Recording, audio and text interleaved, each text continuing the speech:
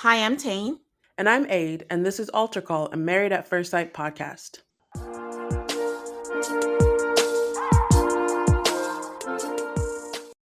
Hi, everyone. Welcome to another episode of our off-season episodes. Hi, Aid. How are you? I'm all right. How are you, Tane? I'm good. I'm good. Another week, another dollar. You know, we're halfway through the year. Yeah, I Kinda, guess we are. kinda. Can't believe it. Like, okay, sure. Um, All right, this week, guys, we are going to be talking about the Ultimatum South Africa. When we did our What Are We Watching and asked what you wanted to talk about, a number of you mentioned the Ultimatum South Africa, so we did check it out. So, guys, we're kind of recording this earlier. So, by the time you hear this, a lot of things might have happened. But I promise that we will catch up in case something has happened. We will catch up on the next episode that we record. All right, Aid. So, what housekeeping do you have for the people this week? So, like Um, Tane said, by the time you hear this, we would have released our interview with Lauren, both part one and part two. So, check those out. Lauren was a great interview. We will also have released part one and part two, Bridgerton, on Patreon. And then, if you haven't already, go way, way back, actually, not that far back, and listen to our What We're Watching episode. Lots of TV out there. We're watching lots of it. Please listen to that episode, get some ideas of what to watch. If you wonder if we're watching something, we might have mentioned it on that episode. If you have more ideas of things we didn't mention on that episode, let us know. yeah, and that's on the regular feed. So, your Apple Podcasts, your Spotify, it's on there. Yeah. All right. So, the Ultimatum South Africa. I don't even know if this was on my radar. I mean, I do watch the American Ultimatum, and we covered the queer edition, and we covered the first season. But I know you're not like that much of a fan of the Ultimatum, right, Aid?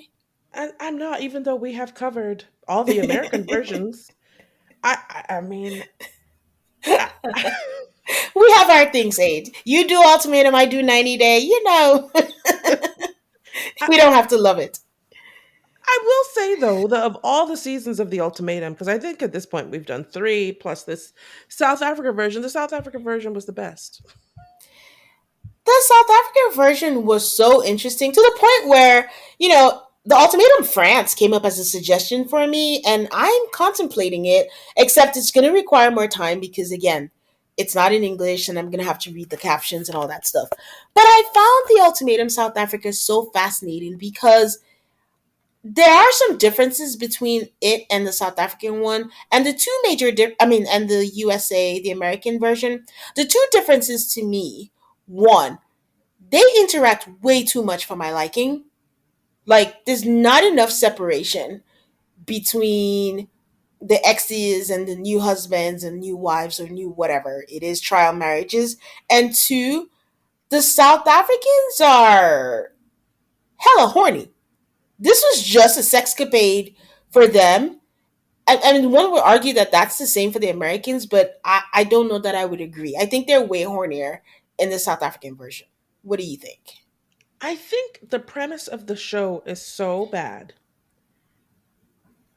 What I give the South Africans is that they took this shitty premise and ran with it instead of pretending like it was something else. I just think they all wanted to get laid by someone different from their partner, and that's how they took it and ran with it. And we're like, this is the opportunity. Not Exactly. really. Instead of those like lying Americans who are like, oh, growth and da da da, and our relationship, and then they get there and they don't do anything with their new person because they really aren't invested in leaving their old person. Yeah, So the premise of this show is terrible, but I appreciate the Ultimatum South Africa people for being like, hall pass. yeah, yeah. All right. So, the show in general is hosted by a married couple, Salamina Mosese and her husband Hausa, and he couldn't make the reunion because she was going solo dolo. I will say though that while the American version is hosted by a couple, the Lachey's, and the South African version is hosted by a couple, the Swedish version, oh, that's Love is Blind, is not hosted by a couple because the Love is Blind Brazil is also by a couple. And I just found that interesting that, they're all in the same family, not the same show, but the Swedish decided to go like, no, we're not going to do a couple. We're going to go with a single person. I don't know if they're trying to make a statement, but I just found that interesting because I just thought they'll just keep it all the same and have a couple host it all. Do you think it means anything? No, I mean, I think the host and the hostess are pretty useless. But Salamina and Hausa, you're more plugged into these things. Had you heard of them before? No, ma'am. Okay. Yeah, I hadn't. Um, So they all the couples were here for the reunion, but it looked like we were missing one. But before they came out, I appreciate that we were giving a time period, and Salamina tells us that it's been a year since the proposal. So I think that's a good enough time. It's been a Yeah. year for a lot to happen, a lot not to happen, and all the feelings and all that. So yeah, she addresses the missing couple, which was Lebo and Nola, because they left early. We're gonna talk about them in depth later. But then she's like, "But they're here tonight. Here's Lebo and Nola," and I'm like, "What was that about? What was the whole point of saying they're not here and then bringing them out separately? Like I didn't get that. I didn't get the point of that." It was pointless, but it was also on brand, and that was the drama couple. We all want to know what's going on with them. They left the show early, so we didn't see them as much, even though they caused a lot of drama. They're Yeah, like, let's just. The reunion didn't really have much to work with, so yeah. that's what they decided to do. Yeah, Nola was so weird about this whole experiment. But going back to, I like your statement when you said the hosts are pretty much useless because I'm sorry, Salamina was a terrible host of this reunion. The whole reunion felt so stiff. Like it's almost like you could tell her, you know how they say when people are dancing, you have to feel the beats and just go loosely. She was like an 8 count.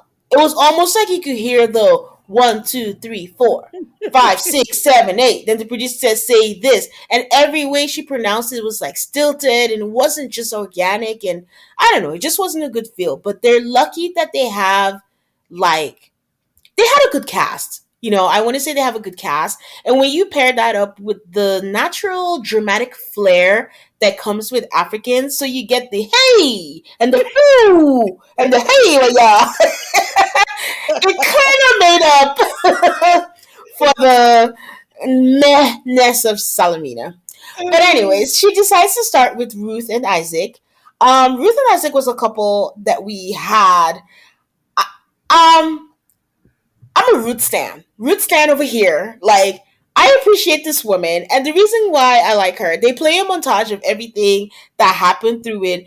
Ruth did everything with her chest. Like, 10 foot down, stand on ground. She's like, I didn't make a mistake. You apologize when you make a mistake. I had sex because I wanted to. So, to give a background for anyone who didn't watch the show, she's been with Isaac. Quite frankly, Isaac treats her like trash. Isaac has not introduced her to any of his, I don't know if it included friends, but family also. They've never met. Right before they go in for the experiment, he's like, "You don't care for me. You don't ask me how my day was." Basically, like, you're a terrible person. She starts crying and she's like, "You're making me feel bad." And it's like, it is what it is. So, they never told us where Isaac is from. I can't tell where he's from, but I know he's not South African.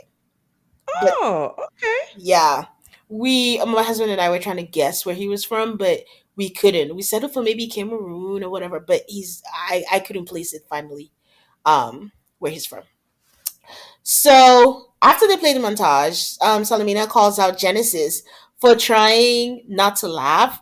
And he said, honestly, he was trying not to laugh because he was just looking at the amount of honesty that Ruth had, that she stood on her word. And what he means is like, listen, Ruth was paired up with Nola by day one. or I don't know, day one or two, they already had sex. That's why we said they were horny. Like the experiment hadn't even started, hadn't done anything, but she had already clocked who she was attracted to from night one. So it was already like a full blown relationship. So Salamina asked Ruth like if she could really relive the whole thing, would she do things the exact same way? And she says yes, because it was an experiment and she needed to learn things about herself. And Selena says, "What did you learn about yourself?" And she says that she makes impulsive decisions. Salamina, Mm, what's go ahead. I don't think it was. I think that Ruth was very done with Isaac when they got there. There was nothing impulsive about anything she did. Um, this is true, but how I interpreted it was impulsive being the night before he hurt her feelings when he said, "I had a good time with everybody else except you." And she's like, "Really? Bet." And impulsive being like, "I'm going to hurt you the way you hurt me or embarrass me the way you embarrassed me. And I'm just going to sleep with him." So maybe impulsive, like, because I was just acting on my feelings right now, I'm just going to do it, whether or not it makes sense or not. No? Okay. I think in my mind, though, it made sense for her to sleep with Nola. I mean, why? She wanted to, and he wanted to, and Noah has no commitment to Lebo that I could see. So I was like, and at the end of the day, this is where the ultimatum is full of shit. Because they're like, hall pass, you're supposed to live as a married couple with your rematch or whatever it's called. Yeah. And part of being a married couple is having sex. So if this is what this experiment is supposed to be, Noah and Ruth didn't do anything wrong. They did. I think the only thing for me that I would say is just the fact that it was like night one. Like you didn't even get to know the person. You didn't even get to know like are they X, Y, or Z. That means that there was an agenda. Nola was just horny. Nola was not here for learning, doing anything, or whatever. He just wanted to have sex with a different person. So, anyways, but yeah, she was well within her right. They said they had to refer to themselves as exes. Um, so Salamina asks Isaac that you came to this experiment with a ring already. Can you make it make sense? Which is a very valid question because this man seemed to hate Ruth. So what did he come with a ring for? And he says he was hoping that things would be better. And I'm like, you're lying. You did not introduce her to your family. Like, how were you going to propose? Salamina brings up the whole parent dinner that we talked about when Isaac said he enjoyed conversations with everyone but Ruth, and that seemed to cement her decision to pursue Nola because they got to choose who it was that they wanted to pair up with. She says that she felt like he didn't care how she felt, that he was just focused on being with someone else for 3 weeks. So Talamina asked Isaac if his journey would have been different if he had accepted Lebo's original marriage proposition. Lebo had originally chosen Isaac, and Isaac turned her down. I like cringed for Lebo because I'm like, I don't think I've ever seen a rejection on the ultimatum before. Yeah, see, this group was a little bit messy because I had trouble keeping track because I think there were two. Was that the only rejection or was there two? I think that was the only one. Okay. In my mind, I thought someone else, or maybe they had like two up. Anyway, sorry, I thought someone else was rejected too. I mean, this whole show could be, oh, poor Lebo. Like, because every time it would be like, oh, poor her. Yeah, Every time. yeah. um, he said, like, with everything that played out with Kanya, that yes, Lebo would have been the perfect match for him. And you know what? He deserved everything that he got. Kanya was quote unquote the villain of the season. Kanye was just nasty. Kanye was just angry. I don't know what the hell was going on.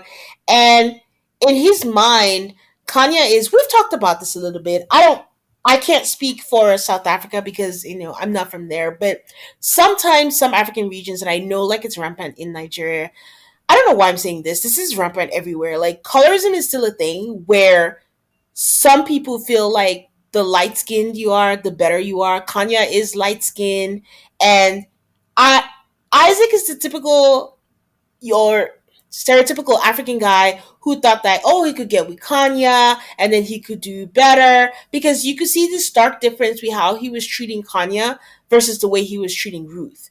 And for those who didn't watch it, Ruth is like a dark skinned woman, and that's just how I saw it when I was watching the whole thing. Somewhat related. So on the show, everybody had all of the women except for Kanya had braids or twists. And at one point I was like, is this some sort of coded thing where the villain is the one with the wig and everybody else has braids? I don't know. It was just where my mind went. Oh, it wasn't a coded thing. We're gonna talk about Kanye's wig because that wig was terrible. It was not blended. She did not cut off the lace front. I don't know what she. I can't even believe it. No producer pulled her aside to be like, "Hey, girl, like you might wanna, cut it off, check it out." This was I don't know what that was about, but yeah, who knows if that was kind of thing we should know. Even though it was all different in the reunion, In the everybody had reunion, different everybody hair. decided to bring their bad wigs. I would Not say, everybody. Someone had a haircut. was who had their own hair?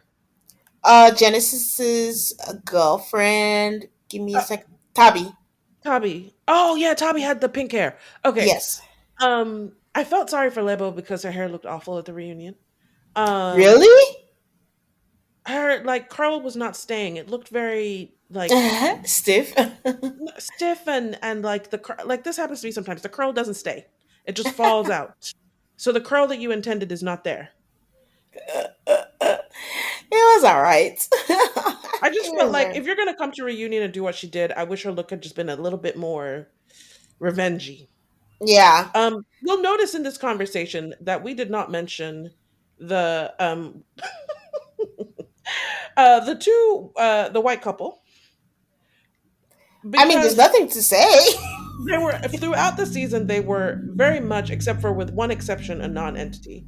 Like I was watching this show as I was getting my hair braided, and me and my hair braider were just like, I guess they're just here for vibes because they're not here for. I just I had a lot of questions. Like there are questions that as an American I would hope be asked.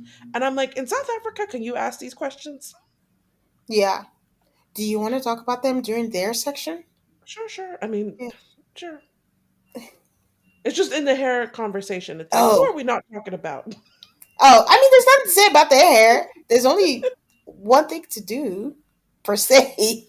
But just in general, though, they were just non-fact. I don't know why they put them in here, and it was just strange. So anyways, as I was saying, he deserved everything that he got. He thought he was going to get something, and he dealt with the wrath of Kanya. So, they do bring up that marriage. He says that they were having such a good time that they didn't face the real stuff. And once they had to tackle the real stuff, that's when things started changing between them. To decode this, Isaac was being like romantic. He was doing the cooking. He was doing the dishes. At one point, he had like, was it petals or something? I don't know. He was trying to be romantic and all that stuff. But the real deal was like, at some point, I think they showed them making out. But I think Isaac just wanted to have sex with her. But Kanya was not about this experiment. She already said everybody was like a three or something like that. And she had no intention of dating anybody else but going back to her boyfriend in Kanteko. So when he realized that being Isaac, that he was not going to get into her pants, I just think everything went downhill. That's my interpretation of whatever real stuff he was talking about because she didn't hide who she was. She's not going to do dishes. She wants to be spoiled like a princess. So, yeah. So Kanye agrees and says that it was very surfacey. I was just grateful that Kanye came in with her hair and not her with like better hair, not that unblended wig she had during the season. And then they bring up food, and Salamina was like, Isaac, are you still hungry? And Isaac said, no, he's learned how to cook. But this made me laugh for double layers because even on what we call Nigerian Twitter. It's so funny because there's always an argument about food.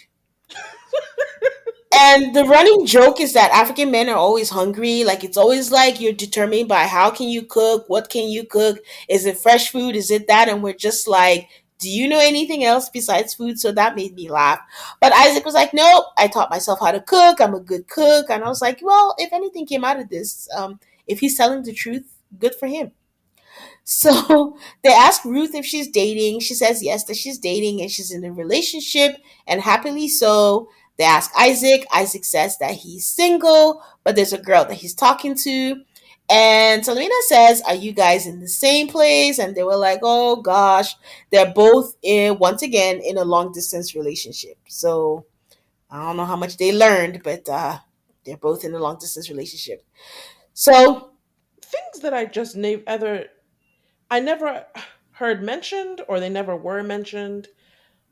People's jobs were mentioned a little bit, but not in a lot. And where does everybody live? I never actually knew. I was like, is it Johannesburg? Is it like where does everybody live? Do you know? no, they didn't mention that. I wonder. Okay, the only thing I wondered was if we got a different edit than like the actual South African edit, but that would be too much a waste of time, I think, or whatever. Because I just wondered if they felt like we're not gonna know what it is. But no, that's not true. I'm thinking about Love Is Blind Sweden. They mentioned all the places that they lived, so you're right. They never mentioned that, and I I'm wonder like, if is that's a there only choice. one big city that we should assume that everybody came from? I was very confused. No, they didn't. Because even the resort that they were in, I looked it up, and it's not even in like it's a city that I don't even know. Randstad? Please don't Is that quote a me. I suburb? think that's what I looked for. I don't know, but I didn't look up like geographically where it was. I was just wondering what the name of the city was. Like in my mind, being oh, Johannesburg, Cape Town. I was like, well, there are other places, Tane. So I looked it up, and it's not even one of those. So I don't know. I don't know where they all came from. So that's a good point that you bring up, and their jobs. But Isaac says nice things about her and says that her career takes courage. Speaking of what you're speaking of, and I'm like, did I forget something? But then I have a vague memory of her saying she's an actor. There was someone else who was an actor too, and I thought maybe they're not mentioning what people do because most of these people are actors. I don't know, maybe, but I because I didn't trust my memory, I was like, maybe they mentioned it in the beginning and I don't remember. But he said her career takes courage, and he tells her to keep being wonderful. And Ruth says he wishes her the best also, and that he hopes that this new girl that he's talking to helps him develop. Oh, that was so funny. And so that was it for them. And we're gonna take a quick break and come back to talk about Nola. And we're back. So they play Nola's journey. And it's so scary how Nola lies so easily. Like, so easily. Like, it rolls off his tongue like butter. And they show the examples of where he was holding hands with Ruth, and Lebo comes out and catches him through the window. And she's like, were you holding hands? He goes, no. Why? She asks Ruth, and Ruth is like, were you holding hands? And Ruth is like, yes. And she's like, thank you. When Ruth tells her, we had sex not once, not twice, not thrice, but we had sex, she asks him, did you have sex? She goes, no. Then she has to get it, like, yes, we did. Why are you lying? You're on TV. Like, it's like second nature for him. So Noah starts talking about how Lebo and Ruth were very different, and I don't know where he was headed with this because he's sitting right beside Lebo, and Ruth is there, and Ruth is already dating someone else. He's like, yeah, he knew eventually everyone will find out that they slept together, but he didn't want them to find out like that. He wanted them to hear from like each other, like respectively. Isaac hear from Ruth and Lebo hear from her. And then he says thank you to Ruth for opening up and being free around him, that he doesn't have any regrets in the trial marriage, but he learned about himself and what he wanted in a relationship. And you guys, Nola is not eloquent. Like, he's just saying things and you're like, make it stop. And then he's like, I don't want to offend Lebo, but I had a nice time with Ruth. And then Ah, Selena asks Lebo how she feels about it. And Lebo is like, listen, it goes back to respecting me. But, maybe he's just speaking his truth. He says it, and he keeps talking. He's like, I loved Lebo, but, Ruth was just a great partner. And ah. then Lebo stops him and was like, did you love Ruth? And then Salamina did not let him answer and suddenly says, let me ask Ruth, were you falling in love with Nola? And Ruth is just like, yeah, we're past that. Like, basically, it doesn't matter. Don't ask me that when I got a new man. Whether I was falling in love with him. So Salamina asks Ruth, like, do you have anything to say to either of them? And Ruth is like, no, I don't have anything to say. And then Salamina asks, like, are you uncomfortable? And Ruth is like, no, I'm not uncomfortable. I just don't think there's a lot to say to him. And again, something's happened a year ago and you're in a new relationship. I can kind of see that. Like, what else is there to say to someone who's a liar and who has not changed? I really feel that Ruth was really done with Nala when he denied sleeping with her. Yeah. Like she's like, because she told the truth, and then he decided to be like, oh, it never happened, and she was like, is this dude for real? That was the end of Ruth having any kind of kind feelings about Nala. Yeah. Not even with the kind feelings. Like, there's something that really stands out is when Kanya tried to shame her for sleeping with him and all that. And she's like, why did you sleep with him? And she's like, I just wanted the sex. Like, it's not like a feelings thing. It's not like a whatever thing. Like, I just wanted the sex. Like, and everything else that came with it seemed to be drama. She just extricated herself and it wasn't like a big deal. And that was it. So, And she also didn't care that much about getting back with Isaac, and that's why she slept with Noah. yeah, I think she was surprised that Isaac actually even still wanted to try. She was for sure that he was gonna be done with it or whatever. She Lebo okay, Salamina asked Lebo how she felt when Ruth confessed that they had slept together and confirmed her worst fears because they came in and Lebo was like, she felt insecure because Nola is such a flirt. And she said she felt heartbroken and she felt betrayed, but she doesn't think that Ruth did anything to hurt her, that she has nothing against her. She just holds Nola accountable. And honestly, then Caesar is like, I compliment you and I commend you for how you're handling this whole thing. And I have to agree with Caesar because this is what everyone should do. It's not about the other woman or whatever you want to call it. Hold your man or whoever it is that you are agreeing to be with accountable. Don't blame it on the other woman, you know? Yes, we should see more of this, especially I think in this environment. I Yeah. think once you sleep with somebody else, you have decided that you're not going back to your old relationship. Yeah. I mean, you can try, you can delude yourself. You're not going back. That's why in every version of this show, no one's sleeping together because they know they want to go back to their original person with at least a prayer of trying to keep it together. Ruth didn't care about getting back with Isaac from the very beginning. Noah cared Yeah. about getting back with Lebo. And if he cared, he shouldn't. Because even after he slept with Ruth, he was still speaking like, "Oh, I could just call back to Lebo. Everything will be fine. She'll take it." Like Mm-hmm. he wasn't even concerned. Yeah. I think that was the difference in how they approached their sleeping together.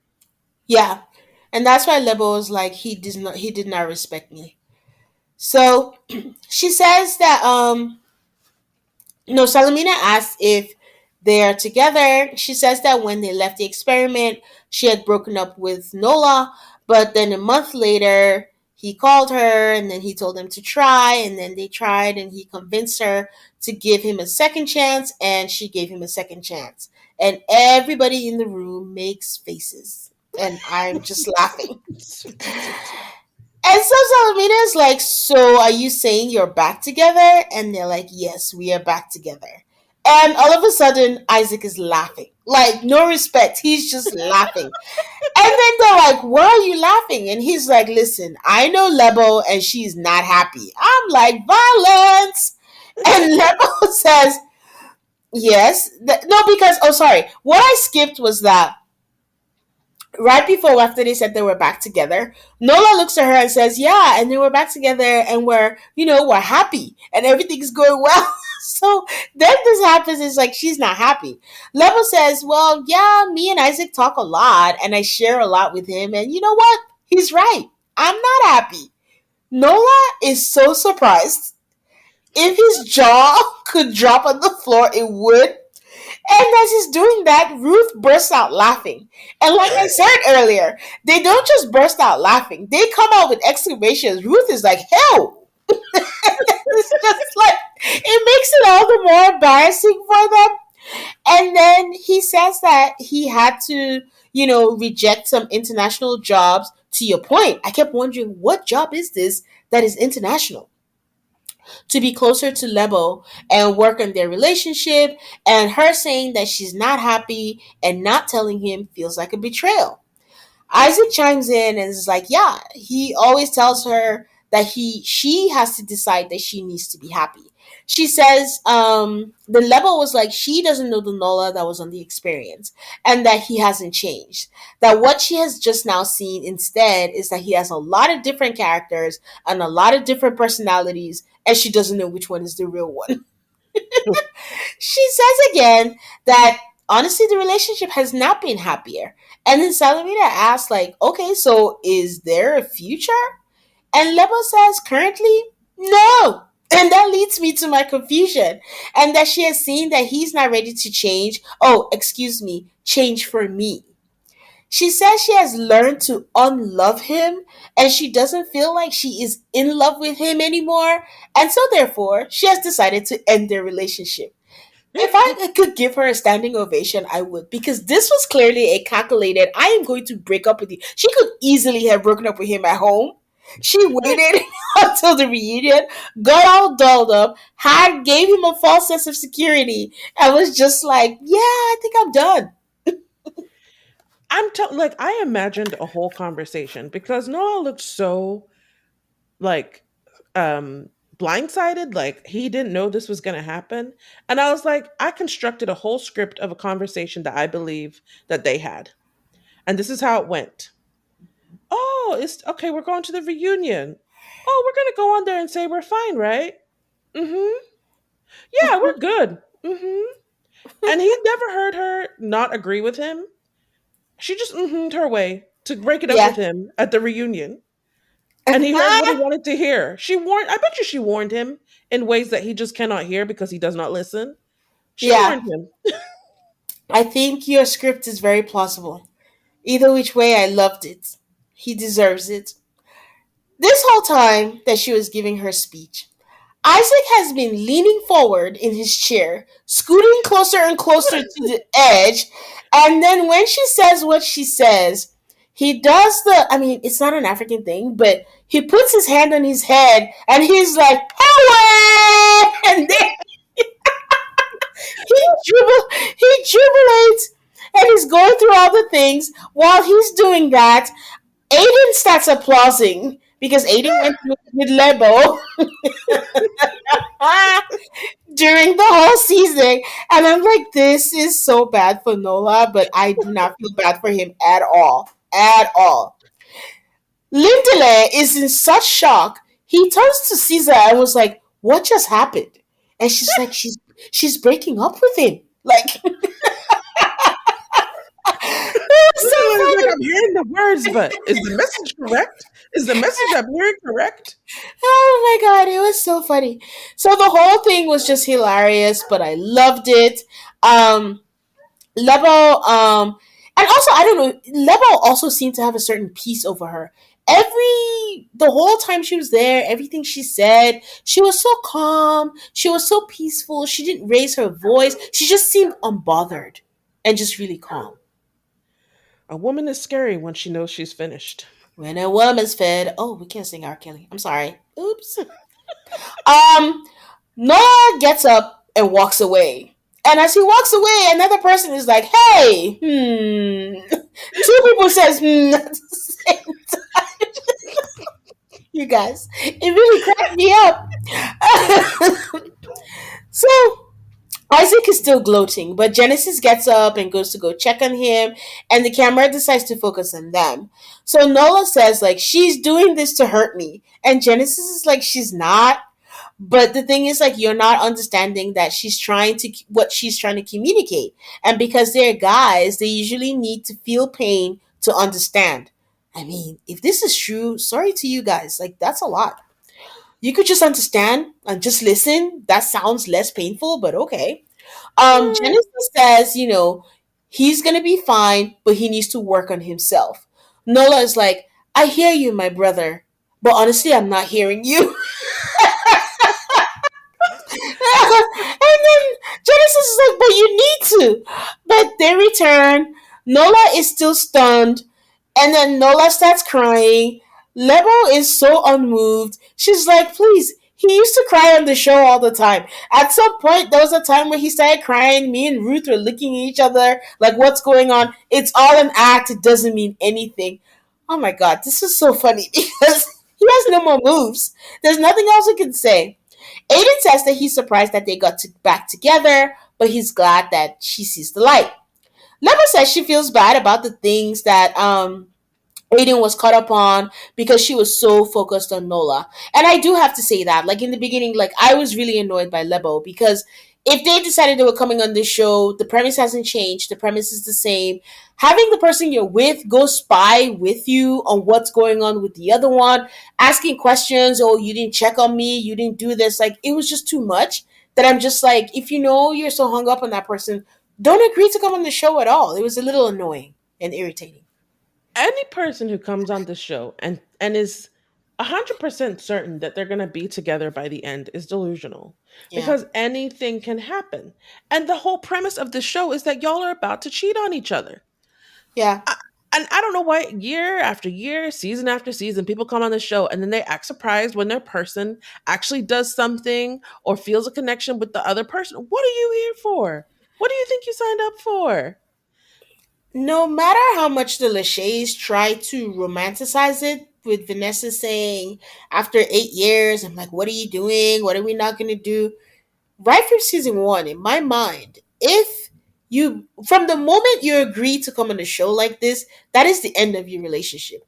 Which is why I'm still always so surprised that there are people who have made it out of this show and ended up together, had kids together. It's still always one of the biggest surprises to me. If you notice though, because I had a great, like I said, I was getting my hair braided when I was getting this done.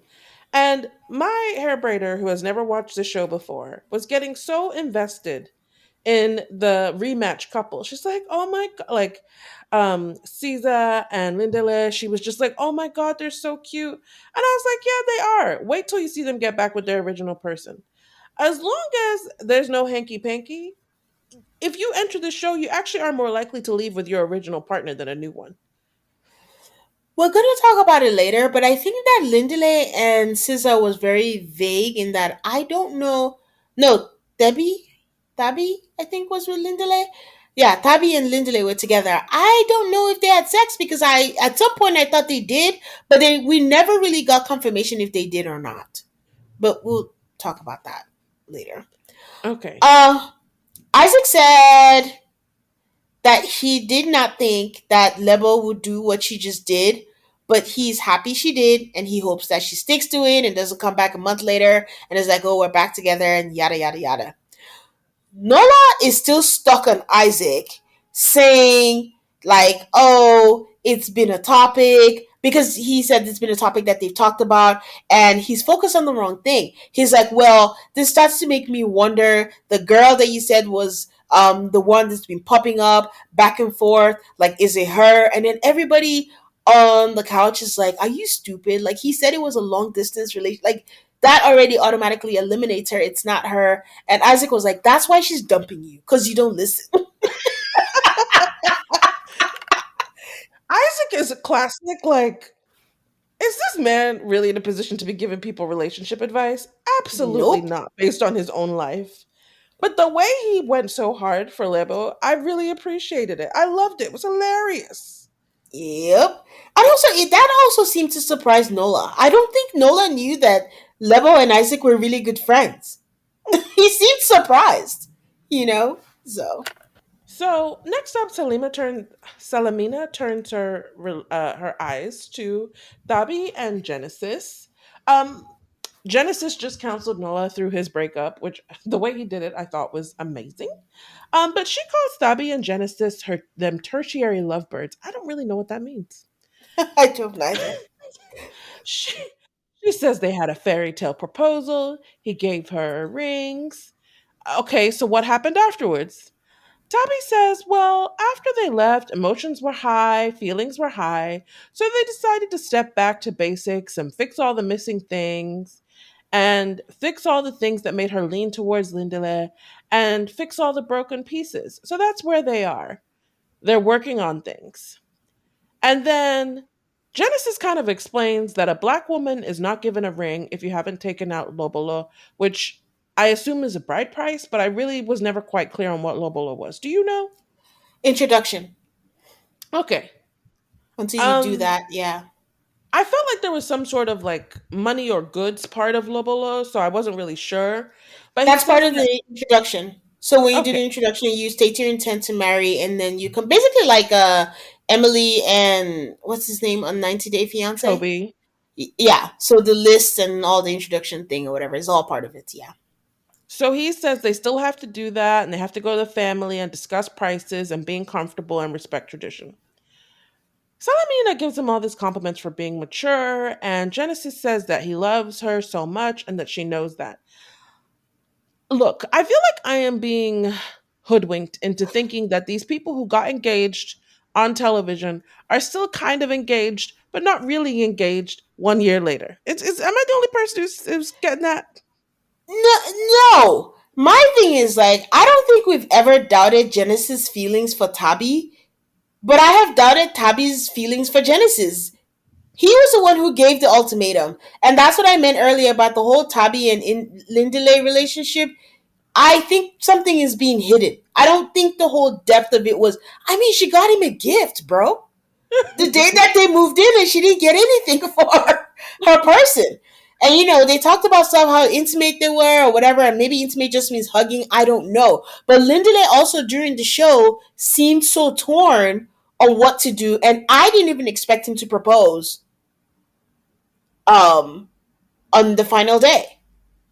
So that is very confusing to me. Where Tabi and Genesis' relationship is confusing because clearly Genesis seems to be into it more, and Tabi just enjoys the fact that he's so into her and doing all the quote unquote right things. So something that I feel like affected a lot of like what happened with Genesis and what happened with Lebo is that they got paired with the white couple, Adrian and Courtney.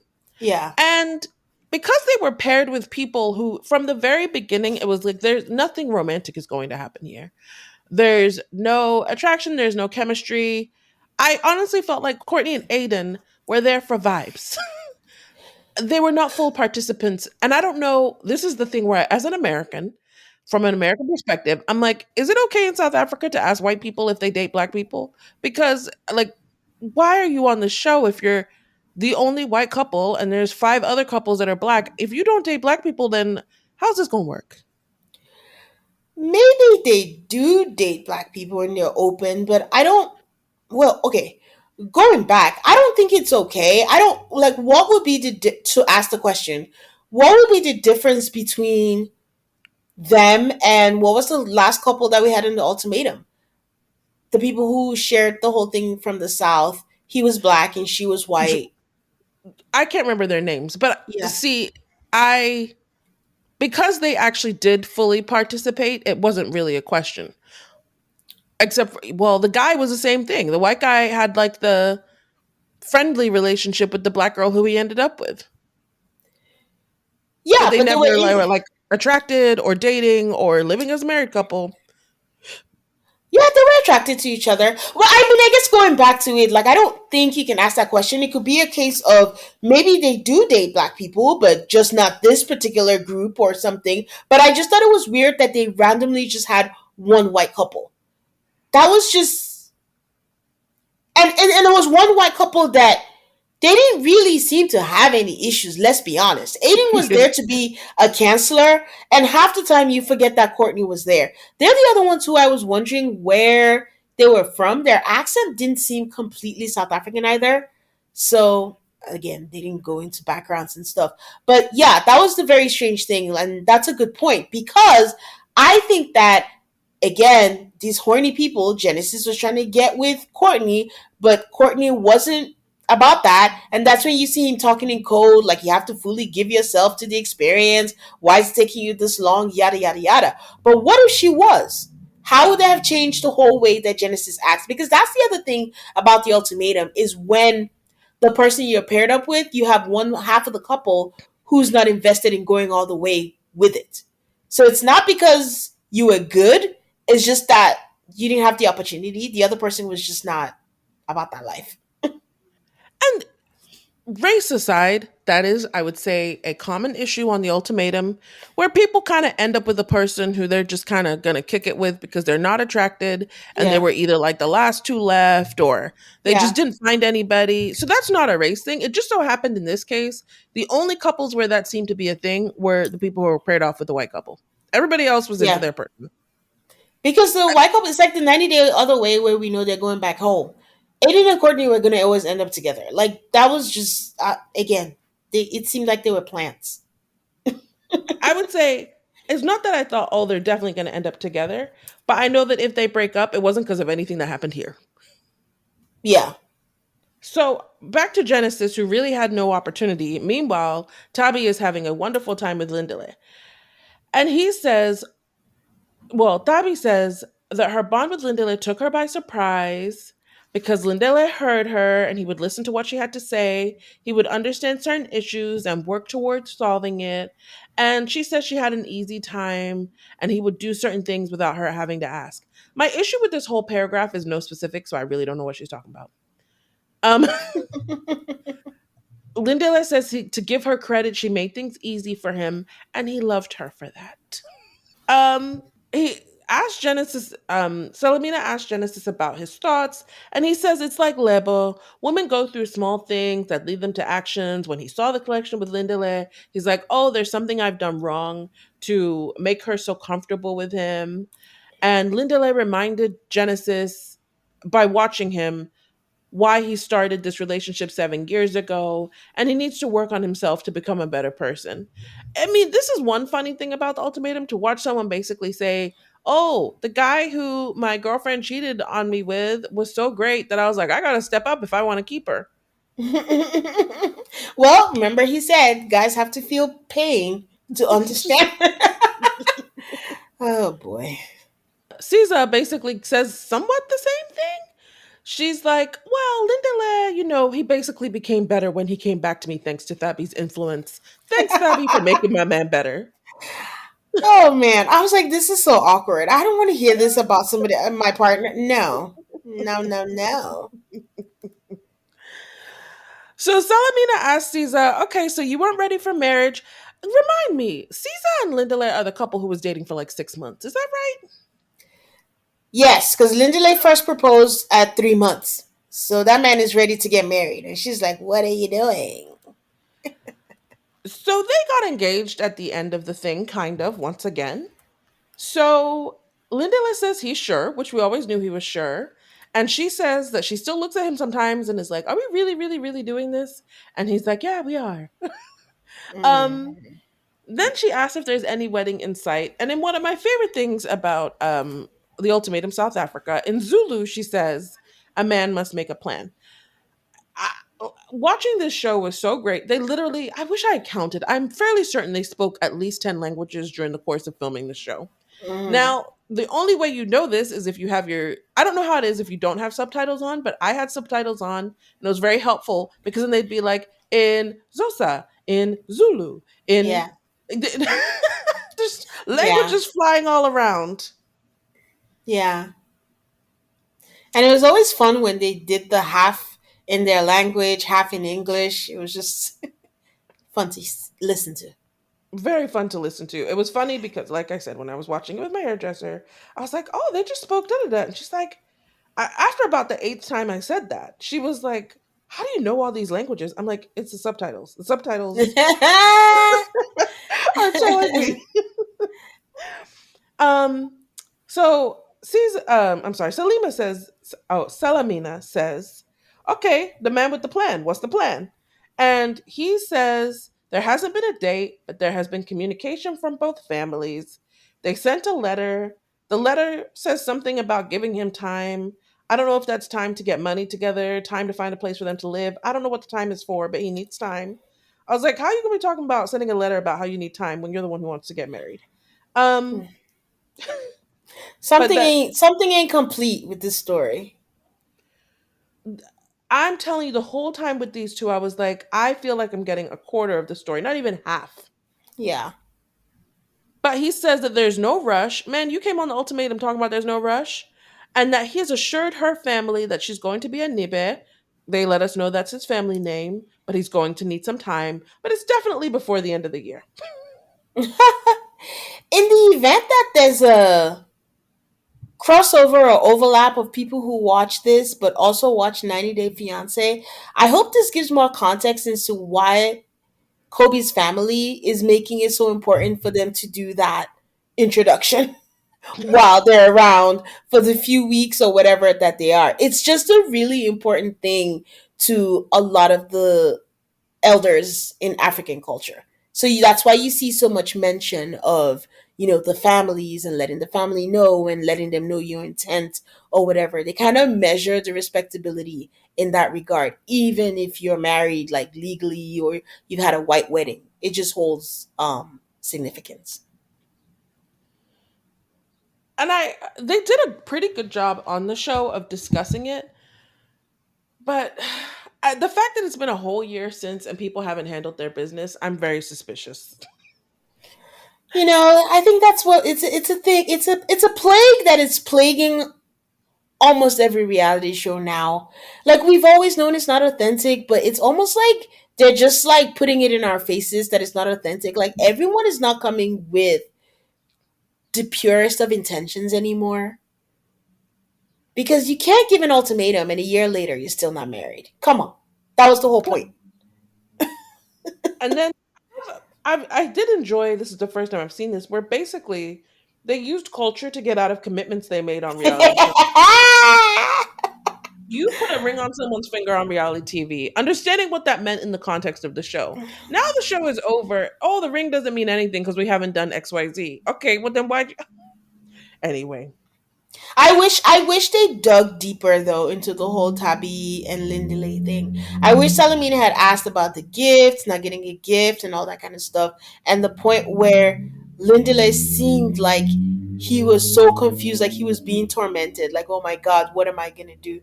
But they just kind of glazed over it. So oh well. the next little part they had on the reunion was quite amusing. It was called Caesar and her laughing. Oh gosh. I loved it. They show a whole package. Caesar is a girl who, when things get uncomfortable, it doesn't matter. It could be uncomfortable. It could be funny. It could be awkward. That girl's gonna start laughing. Um, Sometimes this happens to me too, so I really identify with her on that regard. Just laughing at very inappropriate moments, or yeah, I get it. It's hard. Um, I was so harsh to her in the beginning because I'm just like, okay, why are you laughing? And then she talks like, the whole baby talk or whatever. But it got to the point where I was watching the reunion and my husband came in and I think it was her point. And he was like, has she laughed? It's been 2 seconds. Like, is she going to laugh? Like, go ahead, just laugh.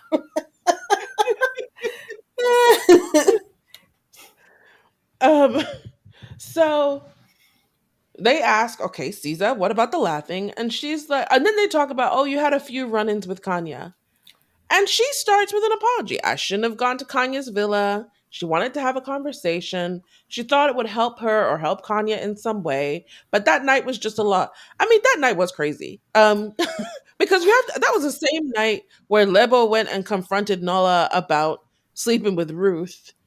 And Isaac had just heard that news. And Isaac was with Kanye. And then now Caesar is in some sort of situation with Kanye. So there was a lot going on that night. In some kind of situation, or that demon in Kateko told her, you need to go tell her. And I'm like, what is your end game here? You know who you're dating. Why would you send this little innocent woman to go face that lion to devour her in seconds? And then he left? Oh, God. Uh, Nateko is like the quieter Kanya. They're both demons. Um, Nah, Nkateko is very not quiet. There's a reason why they're together. yes, because they're both demons. Yes. So since Caesar gave a nice apology about going over there when she really shouldn't have, Kanya decides to give a nice apology too. She said there was no reason for her to body shame her that night, and she wants to apologize that Caesar accepts. Conveniently leaving out that it's not like Kanye just body shamed one time. Kanye Nope. did it at least 3 times that we saw on camera. Lord knows how many were left on the edit room floor. Nope. And she went to the classic. I just realized, some things that you grow up with and then you realize like, oh, maybe it's not maybe. I know it's probably not American, but she called her a fatty boom boom. And that's, I mean, I think for Nigerians we say fatty bum bum, but I think for them they say fatty boom boom. She called her that a lot of times and it wasn't just SZA. I thought she called somebody. I'm Maybe it sorry, was I just can't her. stop laughing because it's been so long Oh, since I've heard Patty Boom Boom. yeah, yeah, because she was saying it and yelling and clapping. Everything was just dramatic, and I was just like, this woman, so vile, and she was just inappropriate. I'm sorry, throwing wine. Oh God. Mm-mm. And I just don't believe, oh, this was a one. Okay, well, we'll get into that. But sometimes you just have to admit this is who you are. And I Yeah, think this is who Kanya is. This is not, oh, out of character, no matter what her man gonna say later. Um, Salamina accepts says the apologies are nice and it's beautiful when we recognize we could have done something better. Then Salamina says that Lindila and Caesar remind her of her and her husband Hausa. She doesn't really say how. She just says she. feel Oh, because she said it during the season. She didn't want to get married, okay. and then Oh, okay. he convinced her and blah blah, and then they got married. I don't know if this is the same thing that's gonna happen here. So So next up, we have Aiden and Courtney, and the only topic of discussion they have nothing to talk about their entire time of their 3 weeks married to other people. It doesn't even come up because there's absolutely nothing there. Instead, we talk about Aiden sitting across from Courtney's parents and asking their permission to marry their daughter. Salamina Like is so what? I have no notes on them. Like nothing. There's nothing I could get from them. So you're right. There was nothing to talk about Courtney and Aiden. I mean, Aiden and his strong support for Lebo and just generally just trying to mediate during the arguments that were happening when Lebo was confronting Nola and Ruth was telling the truth, and that was Aiden's finest hour on the show. Mm-hmm. I thought he was very sweet to Lebo. I appreciated him for that. And the Yeah. clapping when they broke up. That was hilarious. Let's just say the long and short of Aiden and Courtney is Aiden has a job because that was a point of contention. Do they say what kind of job? Not really, but it's a job. Yes, they did. He's a marketing coordinator. Okay. And then they talk about how Courtney brought a ring to the proposals because she said if he wasn't going to marry her, she was going to marry him. Requires two-party consent, but okay. And then once again, they're like every other couple here talking about we're engaged. But, we need to do some more things before we're settled. Aiden specifically says before we're making expensive decisions, before they can actually go ahead and plan a wedding. And Salamina says that she and Hausa look forward to receiving their wedding invitation. Mm.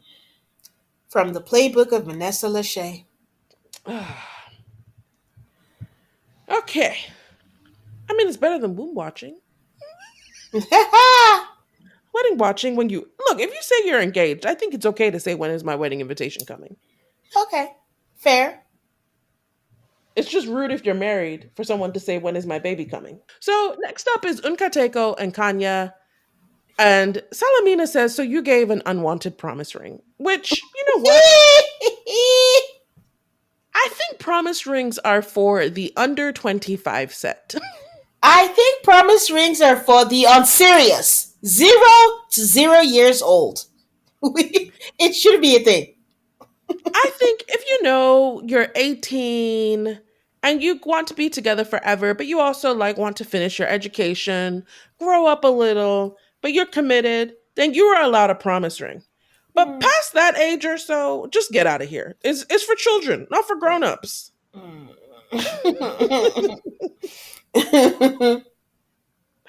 Um so, as much as I disagree with Kanya on a lot of things, when she said take your promise ring and go, I understood where she was coming from. Hmm. So they decide to play a package of Kanye's greatest hits of being just awful to Isaac, to Unkateko, to Caesar, to Ruth, just her being rude or I mean, she is funny sometimes. That part where Caesar is like, "Oh, what you said had caught my what did she say? Caught my attention or captured me? Oh, let me finish speaking so I can capture you further." That's funny. Oh man. She said, so Kanye's defense to looking like trash is, well, certain aspects of my personality weren't displayed. Okay, what aspects? She says she guesses it's good entertainment. Unkateko decides that he's going to take responsibility, claims he's never seen Kanye act like that. That is a lie. Lies. Lies. Like you've never seen it, so why is your mom so anti her? Ah, he says that she's never seen him so happy as he was with Caesar. So then she lost her shit. And he just starts going on about. I will say, I watched this reunion twice. After the reveal of the big news they have, some of this nonsense makes a little bit more sense. And he says Mm, he knows the value that she's contributed to his life. And he really had to explain to his mom because his mom thinks they're toxic. Why does his mom think they're toxic? Mind you, he also introduced Caesar to his mom, and his mom likes Caesar because she was like, oh, we're going to get rid of this Kanye girl.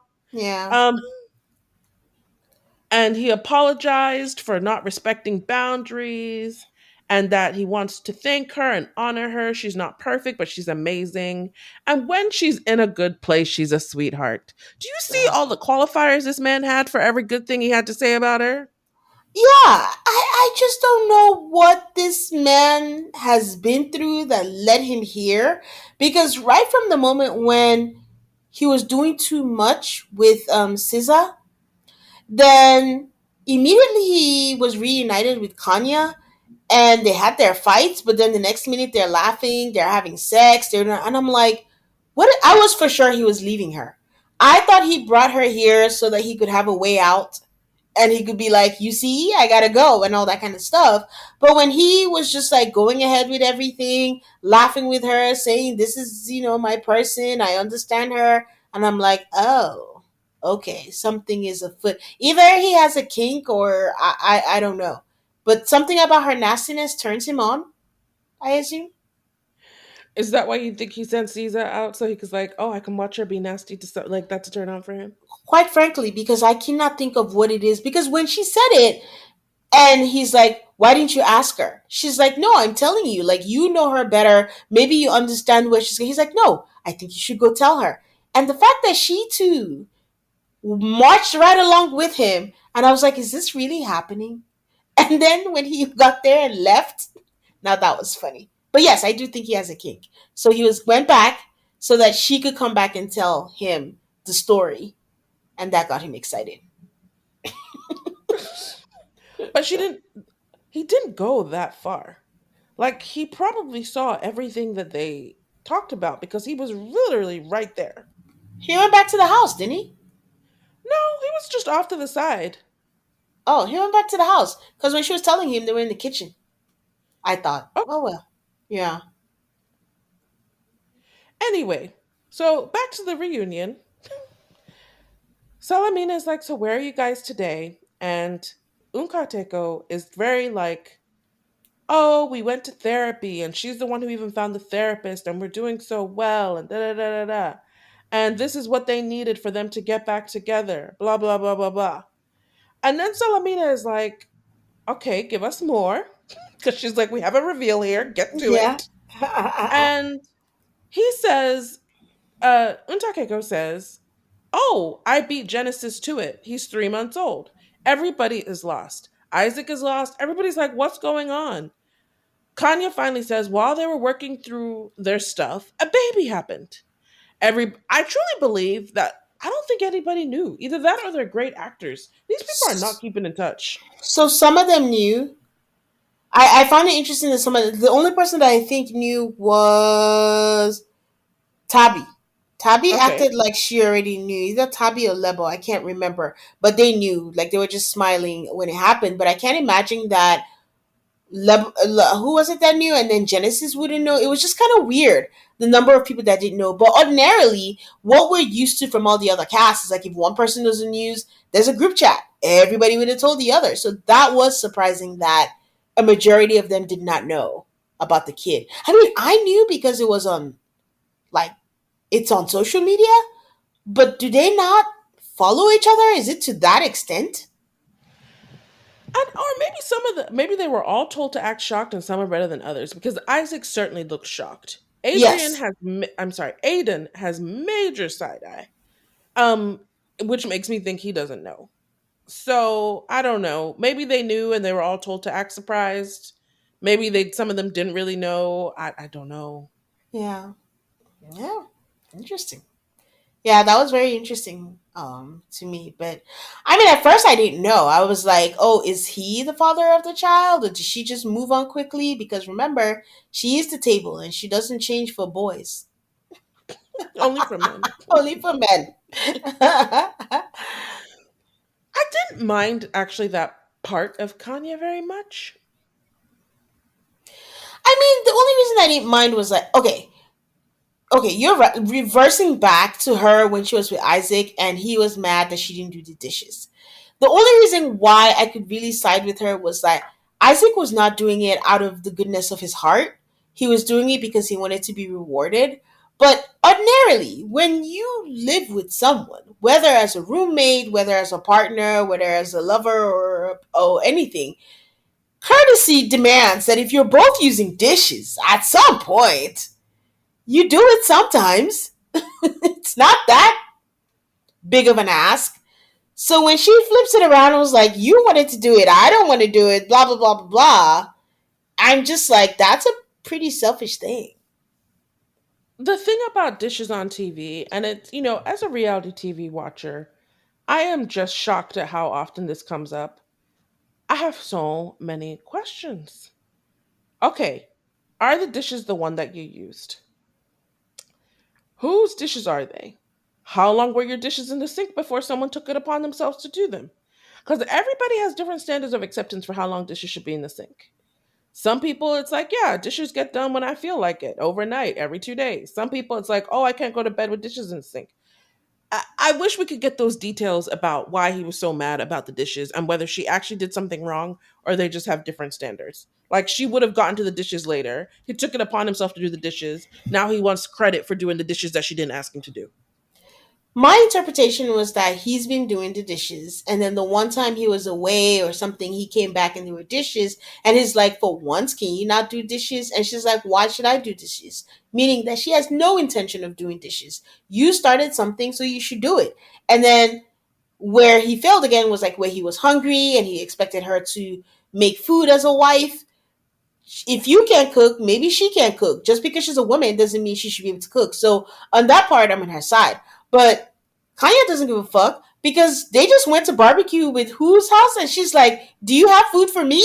she's not, she doesn't care about anything. So I think he was just looking for that consideration. My interpretation was that there were dishes and it started stacking up, and she was just expecting him to do it per usual. But they tell you that all the time. Don't start where you can't finish. So maybe you should have had an agreement. What's going to happen to the dishes? But I think her dishes were included in that. It was both of their dishes.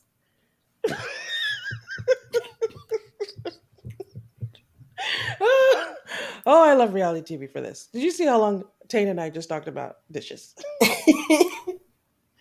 So, Uh, dishes aside, Salamina asked Unkateko, any how has parenthood changed you? He said he always wanted a son. His dad passed away from brain cancer when he was 6 months old, and he always had a longing to have a son because he wanted to love a son the way that his dad wasn't able to love him. and he got a boy. Because somehow I think that I missed the part where he said that thing to Genesis, so I didn't know it was a boy until the end of this sentence. Oh, Um, okay. and he got a beautiful, handsome boy, and honestly, that moved my heart. I was like, "That's beautiful." Um, Kanye says that they always wanted to have kids. They talked about it. That's why she always pushed for marriage because she never wanted a baby outside of wedlock. But now that she has a baby, she's like, "Psh, I'm okay. I don't, I mean, we already crossed that bridge. Who cares?" Kanye says that the baby brought joy to her soul and it makes them closer. So all of that nice stuff that Unkateko was saying about Kanye earlier, I'm like, once a woman pushes a baby out for you, it is understandable why you should have that level of love and respect for her. Is it the type of love and respect that can sustain a relationship? Well, apparently not, if the online rumors are true. But yeah, they're like 3 months into it. They have like happy baby endorphins. Of course, he's like, she's the greatest thing ever. Yeah, but the problem is he's been saying it before she even got pregnant. And it was when she was not at her best. This is someone who threw wine at you. This is someone that you saw yelling at people. This is someone that you saw calling people names. And I'm just like, and you've experienced it, you know it, your mom's seen it, so why were you saying nice things then?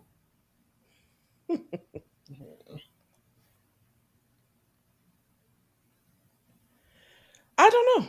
I don't know. But so Salamina gives them a very nice baby gift because, this wasn't news to her. We don't actually get to see the gift. Um, Debbie says that Kanye looks good for someone who just had a baby. I guess it's a compliment, but it's also icky. She means she Oh, looks thin. yeah. Salamina was happy for the couples who have made it. She said she's happy that Nola's smile has come back. I mean, it wasn't going to go away for long. Um, she asked Nola if he has anything else to say, and he says, "Well, Lebo was crying. Oh, we're so happy." But now he admits Lebo was crying, and her cries have been falling on deaf ears. And the moment she decided to be silent, it became real, and he apologizes to her, and she doesn't. Her side eye is legend. She doesn't say nothing. She's like, "Okay, thank you. Okay, all right." Oh, an apology. Somehow I think she's heard all this shit before. Salamina says thank you to everybody and wishes everyone the best, and that's the reunion over. I mean, it had its moments, I'm not gonna lie. It wasn't the greatest, but it had its moments. And it Um, was just an overall fun season. I felt like the drama moments of the season didn't translate to drama moments at the reunion. Do you have any like? I thought I saw somewhere that it seems that Kanya and Unkateko are broken up. Oh, I didn't follow up on that. So I Okay, don't know. Yeah, I don't know. I wouldn't be surprised because unless they do a lot of work. Oh, you're right. I just did a quick Google and it says that they are no longer together. Update after the reunion. And Kateko okay. posted on Instagram that they are not together. So, following a recent altercation, legal measures were necessary to facilitate potential co-parenting. And that's what we are saying is they were not at a point where again she was physical. It's not normal to just throw wine at someone no matter how mad you are at them. Yeah, yeah. And it was amazing the diversity of people that she was mean to. Caesar, Isaac, Unkateko. Like it was a lot of diversity. I think she's a pretty angry person. I hate to say it, but I Well, don't she know. she said it. She said it in one of the interviews. She was like, maybe I'm just angry, but it's not okay. But I don't think she knows how to. She can't help herself, but she kind of can if she just goes out to seek the help. But maybe she's okay with it. But hopefully, after watching this, she sees that it's not okay, and now she has a kid. She has to think about. Now she has to co-parent peacefully. Hmm. I just, I wish them the best in parenting their child together. He's a beautiful baby. Saw a picture. I just want to say something that I saw online. I assumed that, not assumed, it was written by an American on Reddit, and they were like, anyone else surprised at how many overweight women there were on the Ultimatum South Africa? The women were certainly beautiful, so don't get me wrong. I'm just not used to seeing realistic women on TV. So someone responds and is like, I'm not sure where you're from, but in South Africa, being more curvy and carrying weight differently is not seen as something shameful in South Africa. So just in case anyone was thinking that and they were like, oh, the women on the show weren't overweight. So they don't consider that on that side. And South African women in the African community are mostly known for their bodies. Most of them are curvy. Most of them have the hourglass. Most of them have like a dunk. I'm not saying that disrespectfully, but I'm just saying like that's usually how they're shaped. So I'm sure for the American crowd, it's probably weird. Like the person who made that comment, like it's probably they're right. Like we don't see a lot of full-bodied women on reality TV. So, but for South Africa, it is not abnormal. Yeah, it's nice to see. All right, guys, that's all we got. You can find us on Instagram and Twitter at AltarCallMAFS. That's ALTARCALLMAFS. We would love to hear your thoughts on the Ultimatum South Africa. It was really good. And if this whole episode hasn't inspired you to check it out, I'm telling you now, go check it out. Yeah, I would like to hear your comments. It's been a little quiet. We're waiting for maps to come, but we can still hang out. This episode is, you can find that anywhere that you listen to your podcast. Please give us a 5-star rating on Apple Podcasts or Spotify. Don't forget to subscribe so you don't miss out on any new episodes. And until the next episode, we will see you then. Bye, guys. Bye.